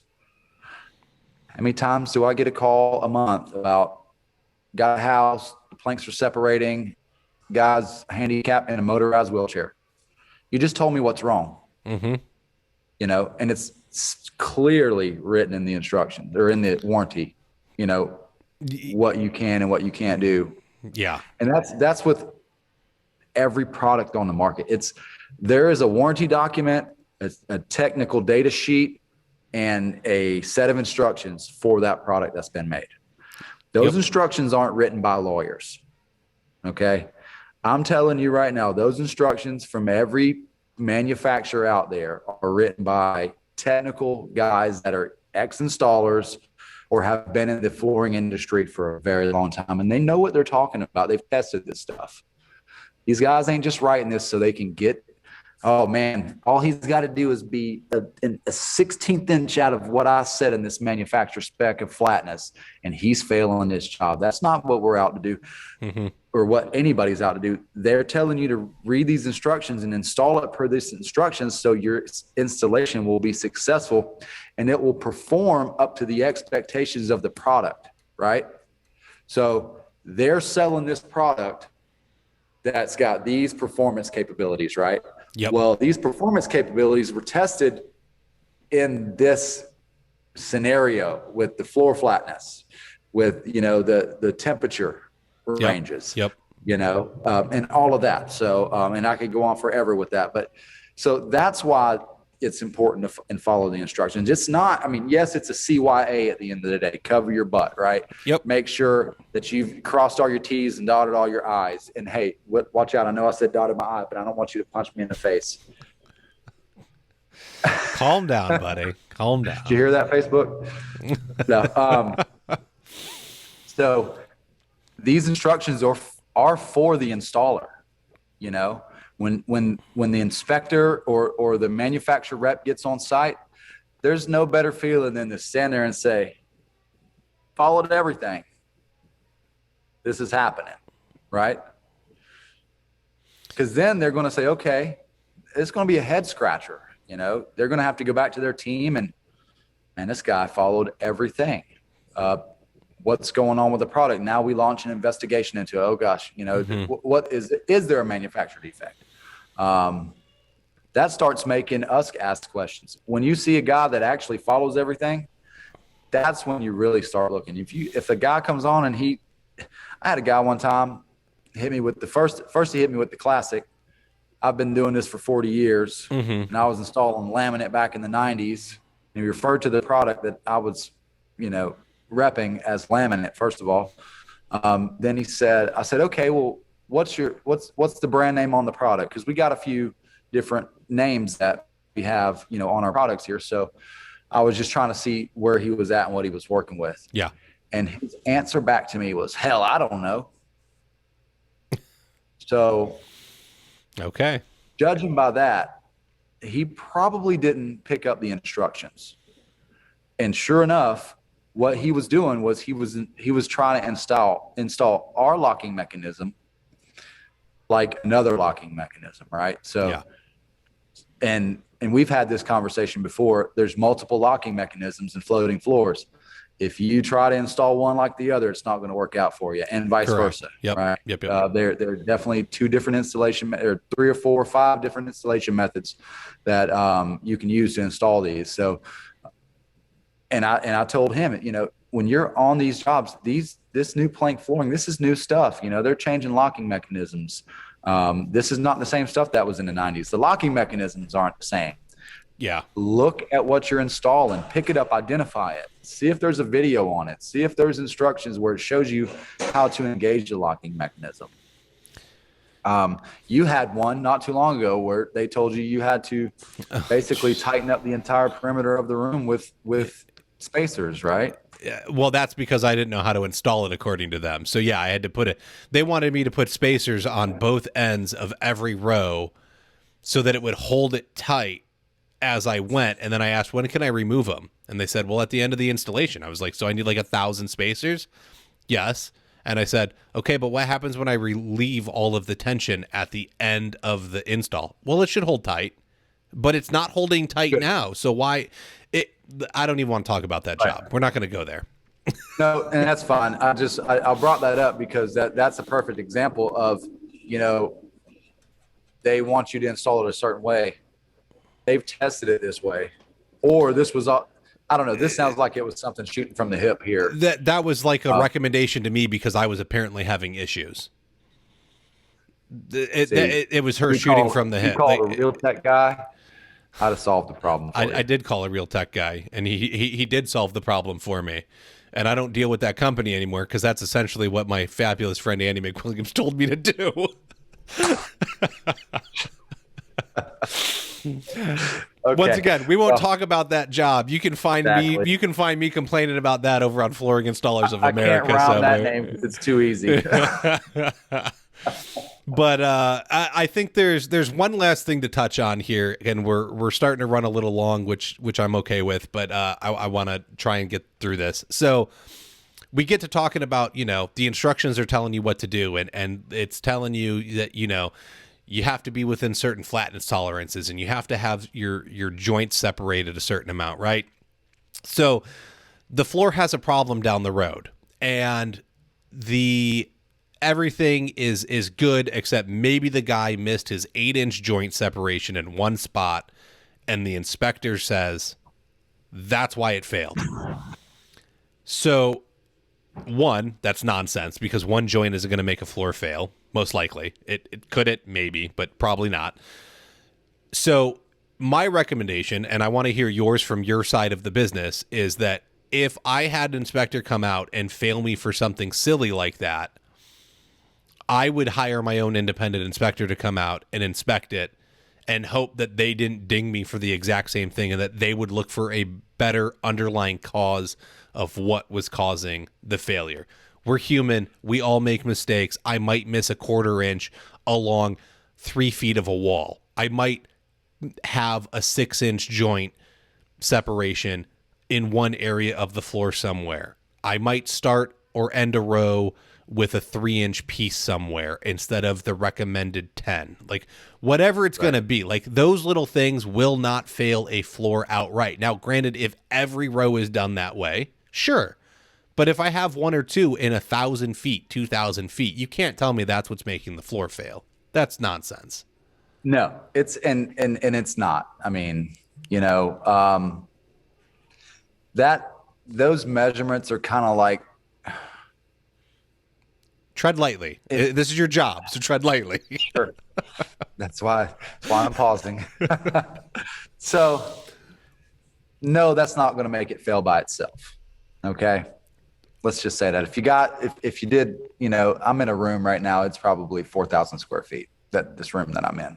I know it doesn't look like it from this angle because all you got is my big head and this plant in the background back here. But, dang, that was not the plant side. Oops. Nope. That side. Sorry. But, if you got a couple of joints that are under, 8 inches, that's not what's going to make it fail. Now, if you got, multiple joints that are, way under 8 inches. I mean, if you're within 6 to 8 inches, you're okay. Now with our company, our guidelines are 8 inches, right? But I always like to use a rule of thumb is if it's wider, if the width of the plank will fit in between it. Correct. I agree. It looks better too. So it looks good for aesthetics. But that one single thing shouldn't fail it. And an inspector shouldn't come back to you with that anyways. If he's coming back to you and saying, hey, I'm failing this job because you had 2 planks in the entire installation that was 7 3/4 or 7.5, and it wasn't fully 8 inches. Yeah, you go get your own inspector, most of the time it's multiple things that combine together that cause an installation or cause a failure, right? With locking mechanisms, the biggest installation failure is floor prep, right? I asked that question. I did a poll on Floor Detective, and I asked the question, as far as installation failures, okay? I'm not saying failures in general, but installation failures, what is the biggest number one installation failure that inspectors see? And floor prep was the winner, sorry. And it's just what we was talking about. Guys are uneducated in prepping, they're inexperienced. So they go in, they think that, this house is 2 years old. The people just bought it and they got carpet all downstairs and they rip it out and they want to put vinyl plank throughout downstairs. Well, the slab's only 2 years old. It should be flat. Have you ever seen the flatness requirements for a concrete company? Yeah, they ain't flooring flatness requirements. That's for darn sure. Not even close, right? And we're never going to get it changed, so don't even try. No. You got better luck getting top dollar installing apartments. But go back to the beginning of the episode and listen to that conversation. Yeah, right. No, but that's the thing. You're not going to fail for a 6-inch joint, and when you're supposed to have 8. Now, if you got multiple, yes, that could be an issue. But one thing's not going to fail. What's going to happen is you're going to have a flatness issue in that same area where that joint is shorter than usual. And it's going to cause some issues because it's not really, there's not enough structure there to hold up. Right. Yeah. And basically the best way I can describe why it's so important for vinyl plank to have a flat surface to lay on is basically if vinyl plank is designed to move naturally horizontally, right, side to side. Okay. So with a little vertical movement here and there, but when you start getting excessive vertical movement on those locking joints, and it starts doing this all over the place, right? Especially in like high traffic areas and pivot points and things like that. That's where you start getting broken locking mechanisms, and then the joint starts separating. Yeah. And think of it like this. You ever taken an old wire hanger and just did this a few times and then it snapped? Yeah. So imagine having a 5 or a 6 millimeter product, right? That's your total thickness. I'm just throwing numbers out here. I'm not saying which one, but so then now you cut a groove into the locking mechanism on one side of it. So you've cut almost 4 millimeters out of that. So now you're left with a 2 millimeter piece to lock into another 2 millimeter piece, right? You know what 2 millimeters looks like? Oh, it ain't a lot. It's not a lot. I mean, it's enough if it's done right. Yes. But if it's damaged on the install, if it's not installed properly, a lot of guys are beating beating it to death with tapping blocks, trying to beat it into place. Don't look Yes, down. I've seen yes. you No, probably do it too. I'm checking stuff, I'm man. just Come kidding. on. I know. I'm messing with you. But I beat my final plank all the time. No, I don't. You can't. No. You can't. You're Yeah. gonna break the No, you locks. can't. And this is What you do is you cause micro. I mean, and now there's going to be tech guys and girls from other, plank manufacturers that may disagree with me and say, well, you can hit our vinyl plank with a tap and block, and that's fine. That's yours. But I can tell you, we don't recommend it. It causes micro fractures, and what's going to happen is it's going to install great, and then a couple months down the road, those lips are going to start popping up because they're cracking all over the place. But that flatness tolerance is important because, like I said, a metal hanger, you bend it a bunch of time, it breaks. Well, you're walking across that floor, and every time you walk around it, it does this. Well, eventually, that locking mechanism is going to get tired of doing that, and it's just going to snap, and then it's going to be doing that, right? Yeah. So that's why floor flatness is so important. It's not because we want to snag an installer because he wasn't in spec. Correct. I'm an installer. I'll fight for the installer every day. I'm telling you, the last thing I want to do is prove an installer that it's his fault. Yeah. Well, but I think. I also Go ahead. Go ahead.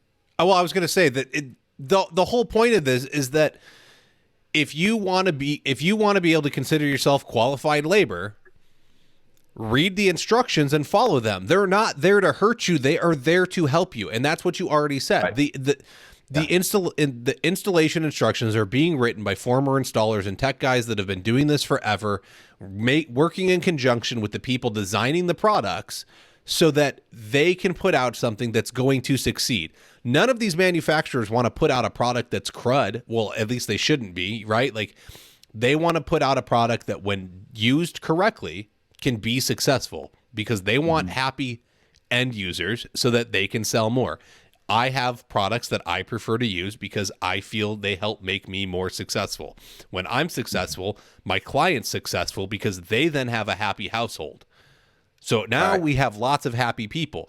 And by doing what the instructions say, I am more successful. Go get qualified through any means possible. Whether you take trainings, certifications, reading the instructions, calling up the reps. Like, I don't know how many times we have to say it in this episode. That's what you need to be doing. You have to continue to get educated. In the 6.5 years I've been in this industry, I came in and laminate was all the rage. Now vinyl plank is all the rage. Are they similar? Yes. But they have many things that are completely different. And I think that the flatness tolerances, even though the laminate and the vinyl plank both say an 1/8 and 6 and 3/16 and 10, if you could get away with some nonsense on some like 1/2 inch thick laminate, with vinyl plank, you're not getting away with a lot of nonsense. Like, you better be getting that floor flat. We don't make a 1/2 inch thick vinyl plank here, but I would say just in general, you can get away with more with a thicker version of whatever you're installing. Correct. You might have transference issues. I gave you, if you got a 12 millimeter, a 12 millimeter thick piece of vinyl, or whatever. Let's just say 15, and now you've cut it, and now you have a 6 millimeter locking mechanism. That's thicker. It's stronger. It's going to hold up better. Correct. Right? Correct. So essentially, it's my thought that you could get away. The thicker the plank, the thicker the flooring, you probably got a little wiggle room on that, right?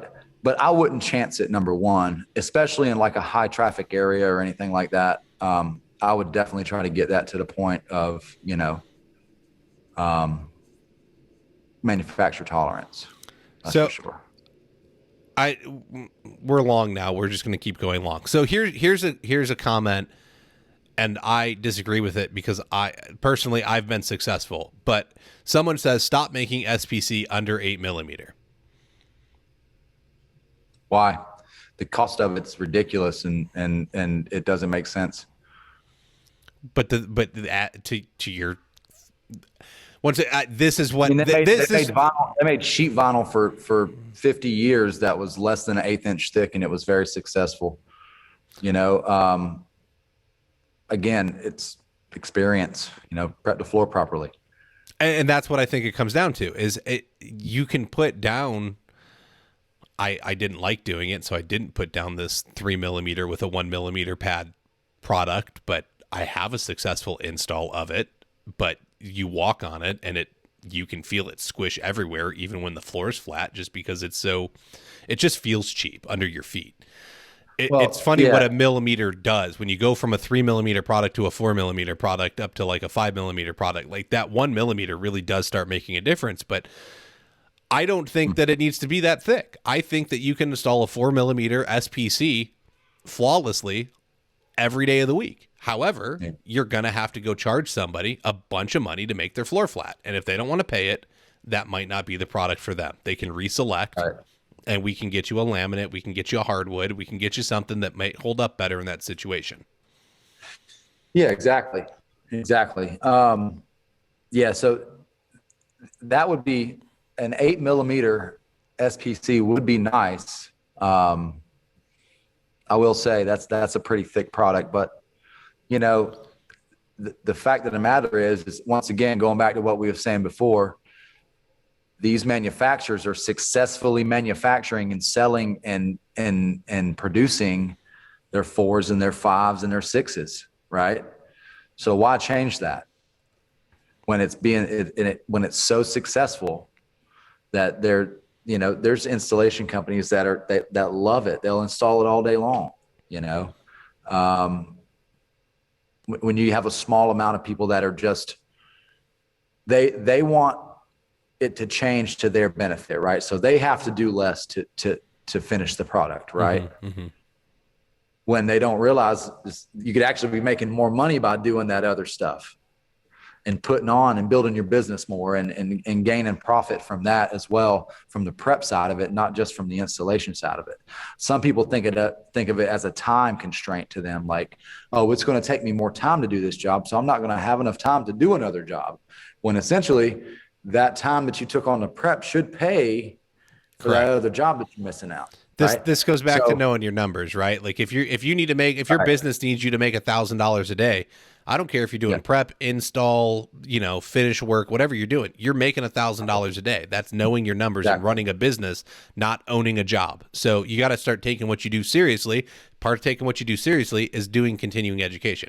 The other reason I don't want to see 8mm SPC is because if I'm already moving 9 4mm planks per box that weighs 45 pounds up a set of stairs, I don't want to have to move twice as many boxes up a flight of stairs. So let's see, 8mm doesn't buckle under direct sunlight like a 5 or 6mm does. Won't bow to weight. It's not a change. It's not a change from a brand I won't name that's very popular. 8mm to 6mm, 5mm. Go ahead. So go back to the first of the comment. So they said 8mm doesn't buckle under direct sunlight like a 5 or 6mm does. What's stopping it from bowing or buckling? It's the same contents, right? So it's made up of the same ingredients for the most part, with a few changes here and there in the formulations. But so what's stopping it? The vinyl top. Okay, it's made up of the same component. There's most of the time a coating, a wear layer, a print film, and then your core, right? So the only difference in that thickness is the core. Okay, the print film and the wear layer, or the coating, the print film and the wear layer are all the same.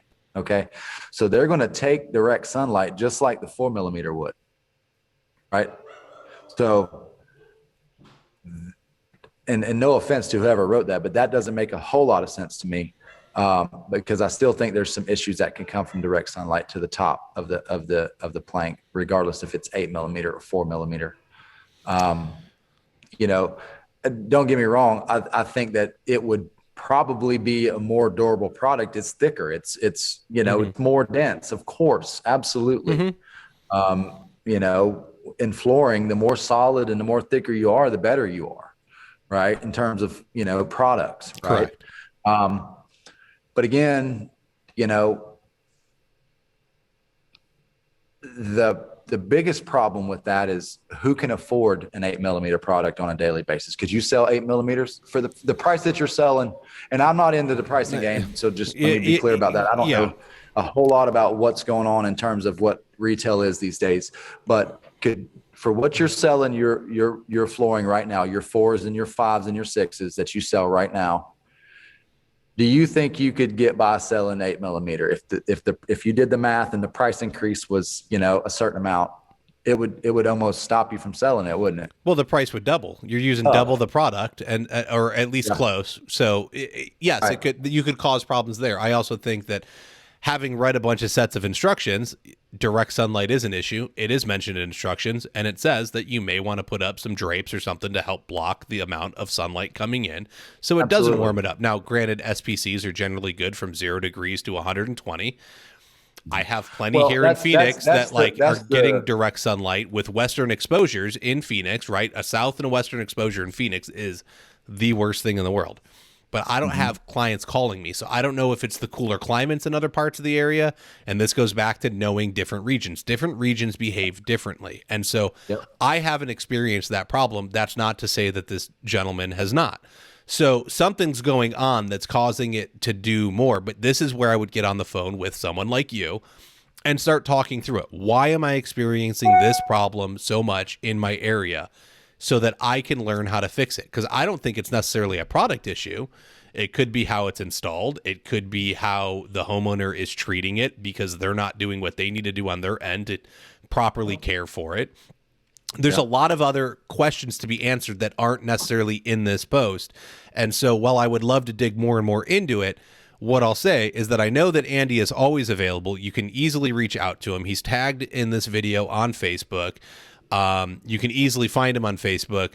So if you have questions like that, reach out to the rep on your product, call the 1-800 number, find out, ask who's local, talk to the person at the 1-800 line.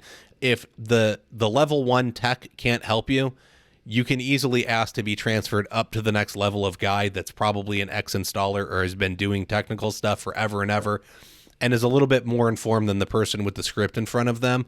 So you can, if you have serious questions, you can kind of bypass that and get past it. Yep.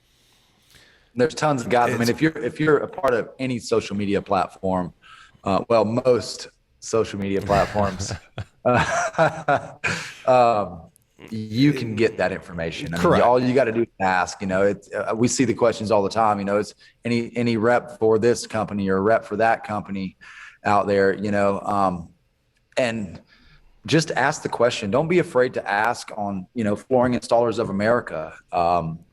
Any of them, don't be afraid to ask the questions. Correct. There's going to be guys that get on there and they're going to tell you, you shouldn't be doing this if you don't know how to do it. Well, where did you start at, buddy? Where did you start is my question. Go ahead. If you want to ask the question, if you feel like you don't know something about the product, don't be afraid to just ask on those sites, because there are guys on there that you can weed through and get to that will tell you what you need to know. Private message the ones that give you a straight answer or give you a good answer. Get more info from them. They probably can direct you in the right direction to other people to learn more about the product or more about what you're needing to know. So it's out there. Once again, going back to reading the instructions and following manuals, the resources are there. This isn't 1995 and all we got is, a supply house with, a bulletin board with a couple of sheets of instructions up there. And some coffee that's terrible out of a rust bucket pot that you drink every morning anyways. But this is 2022. We literally have it at our fingertips. I mean, anything we want in terms of instructions, we can learn how to do anything. There's no reason why us as professionals can't go on there and use the internet as a resource to gain education for ourselves in the flooring industry, whether it be financially or installation wise, or even how to take care of your body. Which is also very important. You can go back and listen to one of my episodes. Well, I got an episode with a counselor. I've got an episode on like addiction issues. I talked about recovery with Shannon Huffstickler recently. I've interviewed my chiropractor on proper body mechanics and stuff. All of it's important, folks. Like, this is part of being qualified, is knowing how to do all aspects of this trade properly. You bring up asking the question in the groups. Honestly, if you have the question, I don't care if you think it's stupid or someone else does. Somebody else has that question too. Ask it. You're doing somebody else a favor as well. So go ahead. No, you go ahead. Well, I was going to say, like, we're really running long. Is there something I didn't ask you that I don't want to ask this, but is there something that I should have asked you that I didn't ask? No, I can't think of anything off the top of my head. Okay. We're really super long. So, okay. Did I steal somebody else's time or anything? No, you didn't steal somebody else's time, but I don't know that anyone wants to listen to us ramble for almost 2 hours. That's a good point. That's a really good point. We might need to cut this up into 2 episodes. Who we got on watching? Is anybody even watching anymore? Did they all give up on us? No, man. There's been like one person consistently the entire time. We're sitting at 4 right now, though. So okay. we're doing okay. So anybody we know? Yeah, all kinds of people. I'm not gonna start listing names. I can't go down that road. I usually don't even like start asking the questions that pop up and like get involved. I know for this episode, I wanted to dig into some of that while I have you here in your expertise. But honestly, Andy's always around. Andy, look, he takes my phone calls all the time, and I don't know why still. So I know that he'll gladly answer your phone call and help you out. Because if he's taking my phone calls, he'll help you for sure. You're nowhere near as obnoxious as I am. But I actually have a thing where I'll do FaceTime calls with installers on the job site if they have a problem. And I don't mind doing it for anybody, really. I mean, if I can help you guys, and look, one thing that I've always stood behind is I don't know everything.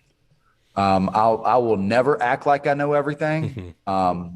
If I don't know it, I'm going to stand up and tell you, hey, I couldn't tell you. I don't know.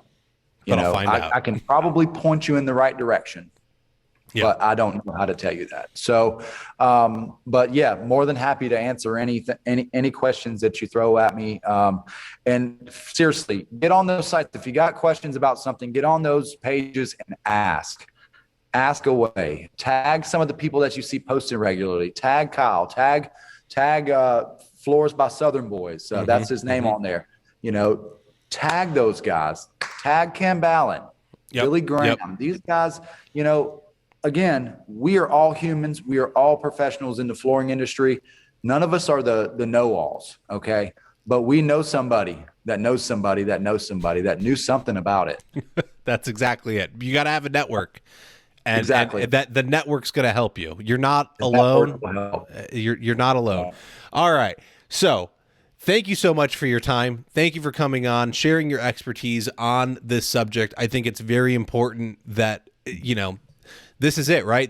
Yes, we talk business education here usually, and this is part of business education, is going and getting the hand skills. I'm not going to sit here and host episodes on how to install carpet and how to install luxury vinyl plank or how to do hardwood and stain and finish it. That's not what I'm about. Those things already exist. However, for you to know how to run a better business, you've got to know how to go and get the proper hand skills. This is part of it. Never stop learning. It doesn't matter if it's business, hand skill, body, mental, whatever it is. You've got to keep going and getting that. So thank you for coming on, Andy, and discussing all of that with me. And to close us out, Flooring Domain is an award-winning online flooring directory and service marketplace that helps you find more clients, grow your online presence, your reputation, or your brand. Whether you're a carpet store, a flooring installer, perhaps a tile contractor, there are projects for everyone with a daily stream of clients visiting Flooring Domain and looking for experts like you. Flooring Domain offers a free listing option that allows you to find new client leads. You can set up a free account at Flooring Domain by visiting flooringdomain.us. Have you ever tried to install LVP on steps only to struggle with the solution for the stair nose? Introducing Snap Caps by SnapTech. You simply send SnapTech the exact LVP your client selects, and they'll turn it into a perfectly matched stair nose that clicks flush into the tread plank. for a simple and reliable solution.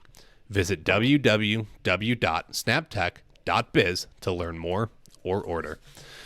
All right, everybody. Thanks for listening. I appreciate it. Check out flooracademypod.com. You go to the file section. We've got the business budget analyzer. I've got the insurance claim like tracker thing for your equipment. There's a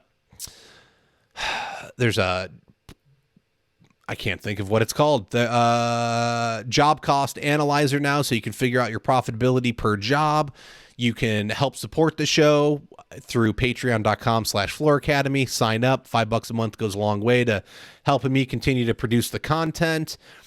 Thank you to all of the sponsors for believing in what we're doing. And if you're listening live and you really want to move your business forward, then reach out to me and ask about how you can get involved in our new mastermind groups starting the first week of April, Tuesday and Thursday nights at 8 p.m. Mountain Time. Spots are limited. There are 5 left. I believe it is 2 on Tuesday and 3 slots on Thursday. So we are getting ready to finish this up and wrap it in. So make sure you reach out, get your spot now.